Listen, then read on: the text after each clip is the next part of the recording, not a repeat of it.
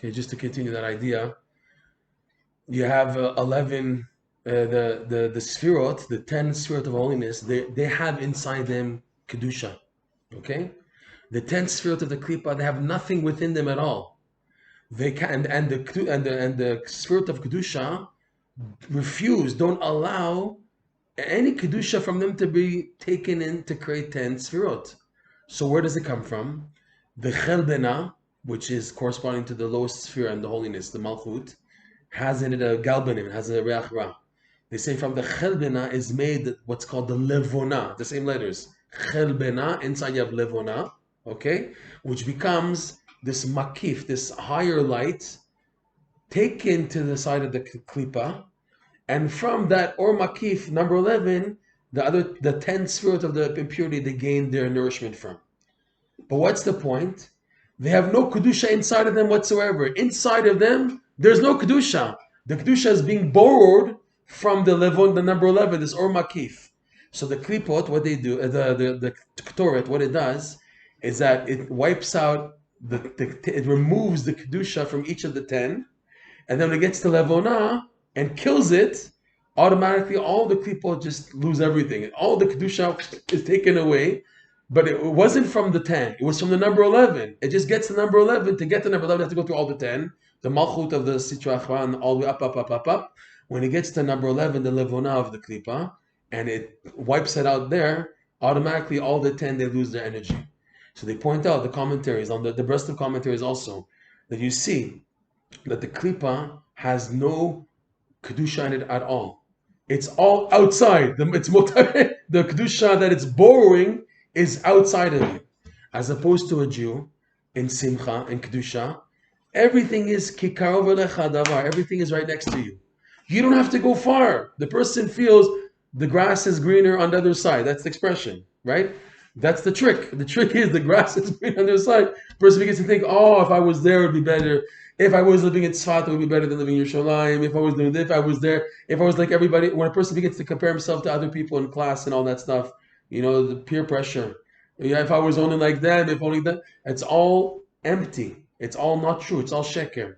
Because the Kedusha is something within inside it. When a person feels motarot, motar means excess, it's outside of me, it's far, then you know that that's a klipa. And that was only atzvut. It can only lead to atzvut. True simcha, right? Rabbeinu says, azarma lelokai be'odi. Odi, it's not od, just an od. Be'odi, the od that's inside of me, it's part of me, right? The mitzvot that I have access to make me happy are accessible. They're within me. They're right reach. But the klipot, they make you feel you have to go out. Motarot. And in the end, like Rav Nosson says clearly in the Likutei Halachot, these people have no true simcha. The people who run after motarot, they're never happy. Never happy. Yeah. I'm just also going, I don't go that far. I just see these new fancy schmancy gourmet restaurants in Geula and Shamgar that are made for all these religious people, okay?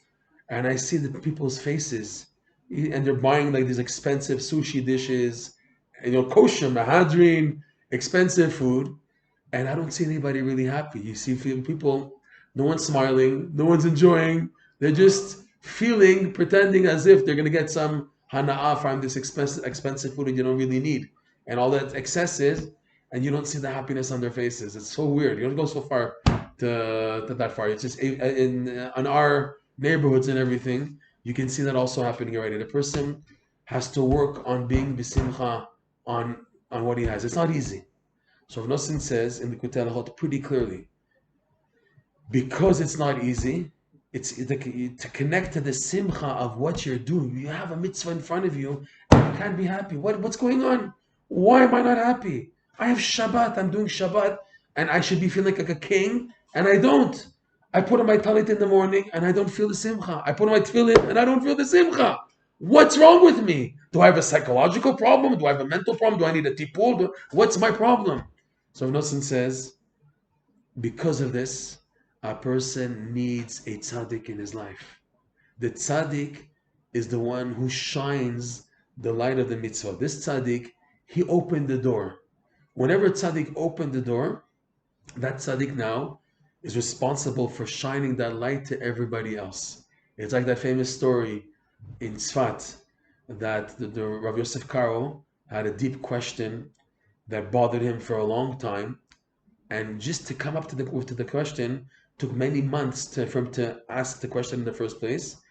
And he asked the Magi, that angel, and the Magi refused to answer him until he pressured and pressured and davened to Hashem to have the merit to have the answer, and finally got the answer. And the next day, Rav Yosef Kar was walking on a street in Tzfat, and he passed by a shul where a rabbi was giving a class to regular workers, regular balabatim, regular people. And someone from the audience asked the same question that Rav Yosef Kar asked, and the simple rabbi, it was a rabbi, but it was a simple rabbi, gave the answer. And Rav Yosef Kar was so broken, right? He was so broken because until he got the question, until he got the answer, what he had to go through. And here now people are asking the question and getting the answer. So the Maggid told Rav Yosef Karo, you opened the way. Because you opened the door, so now it's accessible to other people. So too, Rav Nosson explains, the tzaddikim, who may appear to be sad, right? They work hard opening the pathway for this light, especially this Eitzav, the Simcha. These tzaddikim opened the door, okay? Don't forget, when Rabbeinu revealed this lesson, his face was on fire. It could be that he could have had the face on fire beforehand, and then afterwards he gave the lesson. No, that we're taught that Rabbeinu, when we revealed this lesson, his face was mamash on fire. It could be that he was tapping into these teachings at the time when he revealed them. He was opening the door for us to experience this. So now that means that even though I may attempt to fulfill this advice of this tzaddik, I will need the assistance of the tzaddikim to help me to do it. Which means this is another thing we mourn over in the Tisha B'Av, in the 3 weeks culminating in Tisha B'Av. We cry over that we don't have enough of the light of the tzaddik in our life to give us this push to appreciate what we're doing.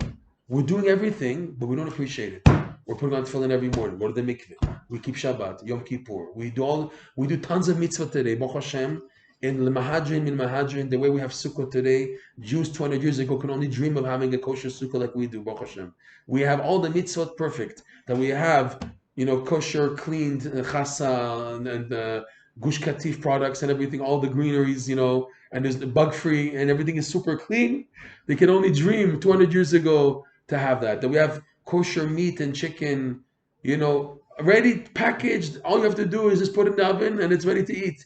And 100 years ago, they had to take it to the shocher, and then you had to cut it, and then you had to shecht it, then you had to clean it and salt it and check what's going on until they had a kosher piece of meat to eat and then put in their mouth. Okay, they would plots to see how we're doing so easily with technology that we have halacha met lemahadrin min mahadrin in our suk, in our lulav, etrog, and all the mitzvot we do. We have it going pretty well. Okay, so why aren't we happy? What's wrong? That shows that there's pressure from the sitra, from the klipa, from the atzvut. You have the mitzvah in front of you. He doesn't want you to appreciate it. But I'm doing the mitzvah. But there's a blockage between me doing the mitzvah and doing the mitzvah b'simcha. I want to bridge it. I'm saying Pitum Aktoret, which is a big segula, and yet even the Pitum Aktoret segula, I'm not managing to do it properly because he says to say it with concentration. Saying Pitum Aktoret, my head is flying here, there. So because the Rav Nosson says what we're mourning about in the 3 weeks leading to Tisha B'Av is we're mourning that the light of the tzaddik has been darkened.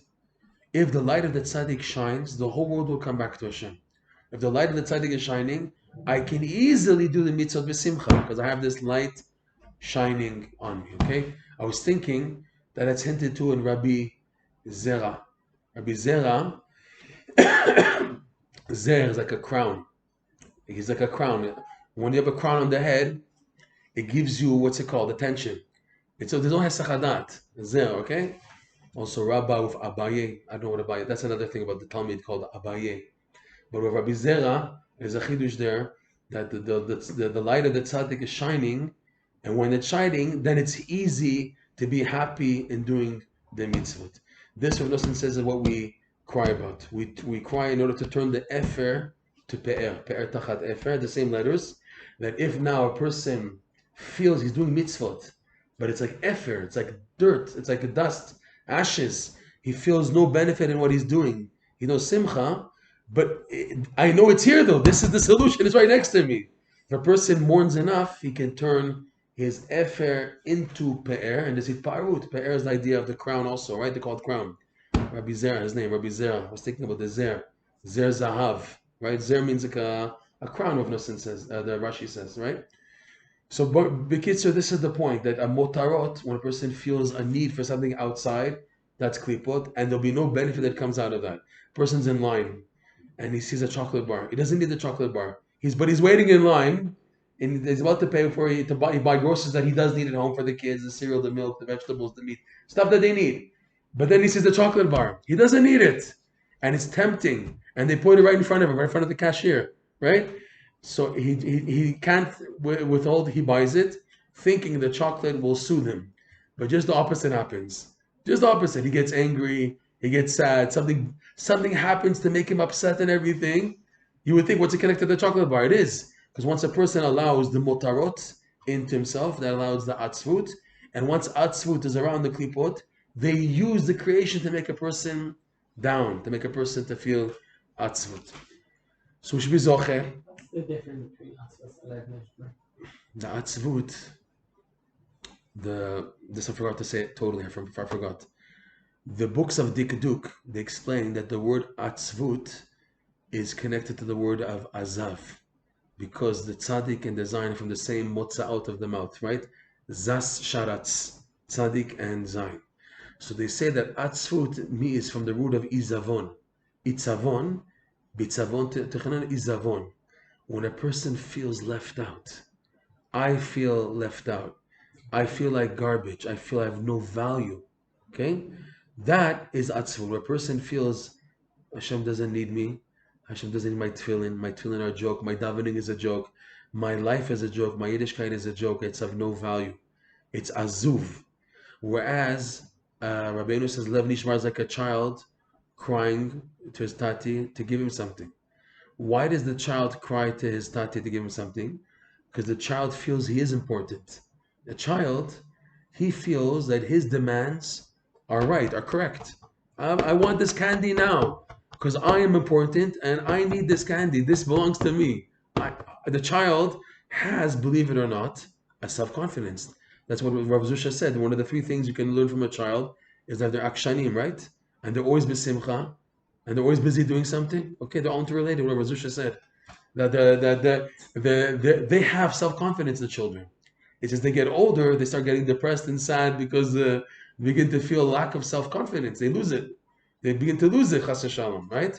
But a child, like Rabbeinu says, 11 ishbars, you know you need this, and you have a broken heart that I don't have it. Even person, Hashem, I just want to serve you. You think I need these things? I'm doing this because I need to serve you. This is not what you want from me, so show me what you want. But Hashem, I know I have to be Numan Rosh Hashanah. Hashem, I know I have to put on tefillin. Hashem, I know I have to get married. I have to have kids. This is for you, Hashem, not just for me. It's for you. That's the Lev Nishbar, that you know that this is the right thing to do. But now Hashem is making you frustrated. You get mixed messages, so you get lost. Or Hashem, so make it clear. Do you want this or do you not want this? Do you want me to serve you out of simcha or do you want me to serve you out of sadness? This is what you want, Hashem? You want me to serve you out of sadness? If Hashem, this is what you want me to suffer like this, then let me accept it b'simcha me'emunah, and I'll do it. But if this is not what you want, so get me out of here. What is this? I'm stuck here. Like Rav Yisrael Karduner. He had no shoes. His shoes wore out because he used to walk every week from Tzfat to Meron, or a few times. He used to walk a lot from Tzfat to Meron and back and learn Mishnayot off by heart. He was big Talmid Chacham, Rav Yisrael Karduner. And his shoes got worn out. So he woke up one morning, he didn't have shoes. So he said to Hashem, or give me the shoes that I need, or give me the dot that I don't need the shoes. The same thing with Hashem. Hashem, or give me what I need, because I believe I know I need that to serve you. But if you know better than me, and I don't need this, so give me the dot that I don't need it. Give me dot means to be calm and happy and accepting the situation. You can accept the situation when you're happy. When you're sad, you can't accept the situation. So you ask Hashem, I want to do your will, Hashem. This is what you want. Give me the quality to accept it. Of that how does that nishbar? Yearning. Yeah. More of a yearning. Whereas atzvut, I don't care. No one cares about if a person feels left out. He's always just focusing on being ne'ezav. V'lo ra'iti tzaddik ne'ezav. I've never seen a tzaddik who's ne'ezav, Wow. right? I've never seen a tzaddik ne'ezav. The word ne'ezav means atzuf. Yosef HaTzaddik is the example, the epitome of simcha, right? Rav Nosson brings down this example of Yosef, that B'davka, he was in Egypt and he was so happy, and it says he was mefazez u'mecharker. He was clapping and making funny movements like David HaMelech did in front of the Aron HaKodesh. And Michal was making fun of him, right? His wife Michal. But David and Yosef HaTzaddik, Rav Nosson connects Yosef and David. They reach this level of realizing that when you're in the Klippa in Egypt, in the Tuma, wherever, you have to clap and you have to be happy. It says that Ish Matzliach, that he was jumping around and making jokes. Yosef HaTzaddik, right? That was his secret. This is what fits in. Rabbi Zera saying here. Because the clippers are without the kedusha, only the makiv of the leboina, and therefore they feel this atzvus, this abandoned. The Klipot? Yeah. They're Atzvut. They are the essence of Atzvut. Because they have nothing inside of them. They feel empty. When a person feels empty, this makes them run, seeking in the whole world. Maybe there's that. Running to the Kedusha. Why does Esav so badly want to hurt Yaakov? Because he's empty. He has nothing. He feels his satisfaction will be by trying to take the Kedusha and bring it into the Tumah. But whenever he tries to do that, like Rabbeinu says, lesson 25, as soon as they try to take the money of the Jewish people, the light goes back to the Jewish people. They come back, there's nothing here. They try to take more money, and there's nothing here. And that's how it is. The Klippa feels always take more from the Kedusha, but it's not getting anywhere. It's not getting anywhere. We have to go back to get what they took because it is Kedusha, but by them, it's hollow. Because when a person feels he has to take from the other in order to have satisfaction, have to take from somewhere outside to have satisfaction, that's not true simcha. Ezu ashir hasameach bechelko. Right? Chelko is the chelki amar. Rabbeinu says, listen, the chelik is the nefesh, is the shechina, and the other person. Chelki, nafshi, Rashi. I think you remember that pasuk. Chelki amar. Rabbeinu brings the pasuk of Rashi. Nafshi, my soul told me, my chelik, which is the nefesh. Right? Also, the way how the clippers get the uniqueness is through our atzvus on the mitzvah. That's how they gain. When there's atzvut, when we're going through atzvut, it's because the clippers are trying to steal from us. Period. This fill is nothing worth, so that's how they take Yeah, I mean that's the sign that they're under attack. Lesson 2, part 2. That in the weekdays they have Yanika. They have Yanika From the Ragli. Right. That's this lesson also. He ties, Rav Nosson ties in that point into this lesson 24. Yeah. And therefore, even Tisha B'Av, we shouldn't feel ne'ezav. The proof that we don't feel ne'ezav is that it's a moed. There's no tachanun. There's no tachanun on Tisha B'Av. You're putting on Yom Kippur shoes. You're not eating. You're sitting on the floor, and you're not doing tachanun. You would think if you're already doing all that, so yes, do tachanun. No, ajaba. We don't do tachanun because there's some type of a simcha here. There is a joy hidden inside. This is the key for my simcha. Whoever's mitabel al chuban zoche bebinyana. If you mourn, you'll get to the simcha. So many people, they can't handle mourning. They can't handle negative people. Don't tell me something negative. I don't hear anything negative. I don't hear negative. Yeah, people are like that. They're always trying to flee from reality. By us, it's the opposite. The key to being true simcha is experiencing, coping with the avelut, knowing how to deal with it, going through it, and yet not being affected by it into sadness. But how do we Tisha B'Av not?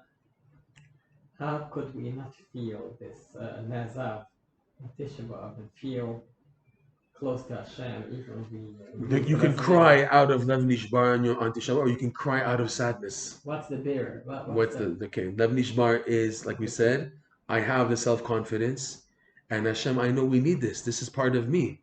This is the Beit HaMikdash and the Tzaddikim are what I need, Hashem, to come close to you.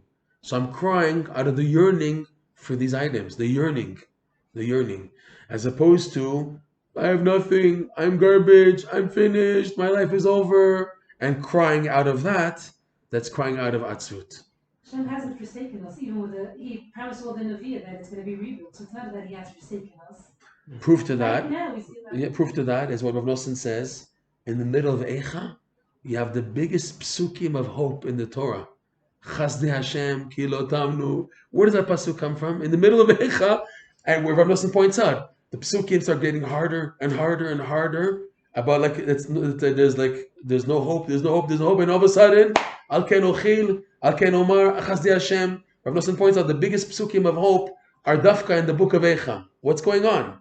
That's the thing, is that as deep as we feel the pain of the reality of the situation, dafka, because I'm saying it out of a broken heart, not out of atzvut, I get to the next pasuk of hope, that Chasdei Hashem ki lo tamnu chadashim labekarim rabba mu'unatecha, right? Dom v'yachil l'tshuat Hashem. The psukim that there's hope come as a result because I'm expressing the pain of going through, feeling that this has been taken away from me, but I need it, and I'm saying I need it, and I have hope that I'm going to get to it. Chasdei Hashem ki lo tamnu. I feel the water is drowning me, and I'm finished. I'm about to say Yeush. No, the psukim of hope. You understand? Right into that. This is the idea. This is the difference between a Lev Nishbar and the majority of the world. They have a hard time with this because they don't know what genuine simcha is in the first place, and because they know what genuine simcha is, their whole day is in atzvut. So just give them more difficulty, they'll turn into more atzvut. But that shows that they're far from simcha. They don't know what true simcha is. Like Rav Nosson and the Rebbe, they spoke about the people in Berdichev. They're just running after money. Like he said, I heard in their voices just a cry for money and money, and how they're not. And Rav Nosson was telling the Rebbe that you see the people, the rich people, that they're never satisfied. They're always running and running and running. They're never happy. They're never happy. So Rav Nosson brings down that most people in their life never experienced true simcha ever. Simcha b'mitzvah is very rare. To find a Jew is happy doing a mitzvah, it doesn't come across. The fact that the majority of people, they get up every morning to put on their tefillin, and within 20 minutes they finish their davening and they took their cup of coffee and they went to work, and that's their life. It shows you where they're holding. It shows you where their simcha is. Their simcha, they don't have simcha. Proof is, if you had simcha, you would appreciate this mitzvah more than any other mitzvah. You would appreciate putting on the tefillin, right? There's a mitzvah to kiss the tefillin. Right? There's an inyan. The halakha says Talmidei Chachamim are accustomed to kissing their tefillin a lot. Not just like, once, a lot. A few times, every stage, putting it in the box, kissing it. Putting on the arm, kissing it. Taking it off, kissing it. Every stage, to show the chibuk, the connection, the affection, the affinity to this mitzvah more than other mitzvot as the key for simcha. You can see a person where they're holding on and how they put on the tefillin. And that famous story of Rav Zusha of all people, was always happy that he put on the tefillin and walked in the shuk, and the goyim were so panicked and afraid, right? And they ran away. So the Talmudim said to Rav Zusha, why they running away? He said, because they saw my tefillin. They said, but we also wear tefillin. He said, yeah, but it says tefillin sheberosh, not tefillin al harosh, tefillin on the head, tefillin that are in the head. If the tefillin are part of you, which is the simcha of the tefillin, okay, then you have the gilu birada happening to the goyim. The gilu, ra'ada, and their trepidation, they're afraid. I'm happy, and the ra'ada applies to the goyim now, okay? But me, I don't need to have that at all. Here, Rabbeinu's gift to us is if you do simcha of the mitzvah, you wipe out all the enemies automatically. It's similar to how Rav Nosson explains the story of Rabbi Yeshua ben Chananya, this is one of the stories. The lesson 24 is based on one of the stories of the story of Rabbi Yeshua ben Chananya and approaching the wise men of Athens. So Rav Nosson says there, based on lesson number 8, that when Rabbi Yeshua ben Chananya wanted to enter the academy of the wise men of Athens, he had to switch his shoe backwards, right? So he says there, Rav Nosson, that the tzaddik, if he begins to feel afraid to subdue the sitra achra, the evil, that's only because he hasn't yet worked to fix himself totally. And once the tzaddik fixes himself totally, the enemy falls by himself. He brings down this idea that if the tzaddik works on cleaning himself totally, the enemy falls before him on their own. He doesn't need to do anything. In our context, the exact same thing. If a Jew does the mitzvot b'simcha, his enemies fall by themselves. If a Jew is happy with the mitzvot he's doing, Hashem does things. He doesn't do anything. He doesn't have to do any pe'ula to get things moving. All of a sudden he gets a phone call, this just happened for you, come right, I'll pick it up. This and that, things start moving by themselves Because he's doing the right thing of doing the mitzvah b'simcha, Hashem wipes out the enemies clean for a person. On itself it happens because the person is doing the mitzvah b'simcha. How does it feel then doing a mitzvah simple? You have to experience it. It's like you can't give over to somebody the taste of a burger. Somebody who never tasted a burger, you can't give over the taste. He has to taste it. Kol chad kefum ma dimsha'er belibe. Noda b'sha'arim ba'ala. Each person, according to their hearts, can feel the simcha of a mitzvah. Once you get it, then you know you've had it. But you can't tell over somebody else what does it feel to have simchat mitzvah. It's simchat mitzvah. How? I can't explain it. You have to go through it. You have to go through it to experience it in order to understand it. You can't give it over. But the idea of a tzaddik is that he shines this light into a person to begin to feel the simcha of doing mitzvot. This comes from the tzaddik initially. He shines. That's what we need. We're mourning in Tisha B'Av that we need tzaddikim to shine their light in my life. It's enough already that I'm trying to run my life on my own. I need a tzaddik, but not any tzaddik. I need this tzaddik, this absolute high-level tzaddik, who can shine his light into my low level, relate to me, and let me be happy as I am, where I am, in order to get out. In order to get out, I have to begin to be b'simcha in my situation. Like Rav Zusha Melech in the jail, the toilet, that they were happy in their situation that they're serving Hashem. To realize that, then they get lifted up. All right, I think that was we're okay for now. To be continued. Came out very clear.